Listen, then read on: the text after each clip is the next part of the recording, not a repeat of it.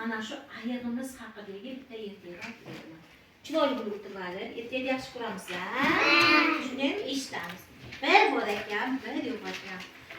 Katta qalin o'rmon bor ekan. O o'rmonda juda ham daraxtlar bor ekan. Va u yerda hayvonlar hamda hasharotlar do'st va inoq bo'lib yashashar ekan. Kunlardan bir kuni katta bahaybat ayiq juda ham och qolibdi-da. Bu daraxtlardan asalari uyasini oqtaribdi. Chunki nima uchun ayiq asalari uyasini oqtargan? Demak, asalni yaxshi ko'radi ayiq. Shuning uchun asalari uyasini oqtardi va nihoyat o'rmonning eng oxirida bir katta daraxtda asalarilar uyasi bor ekan. Ayiq ana shu asalarilar uyasiga dagi asalni yalamoqchi bo'libdi-da, daraxtga chiqibdi.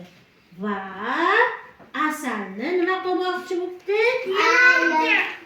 Yemoqchi bo'libdi.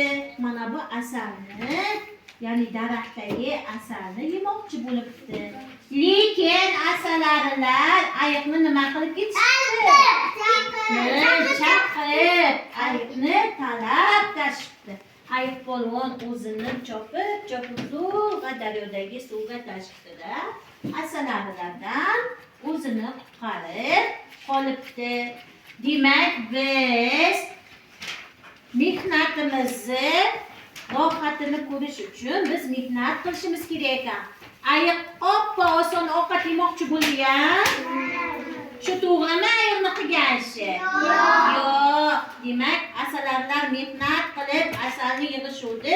Uni ayiq polvon paqqos tushirmoqchi bo'ldi. Yeb qo'ymoqchi. Demak, ana shuning uchun biz har doim mehnat qilib yegan ovqatimiz juda ham bizga shirin va totli tuyular ekan. Tushundimi hamma?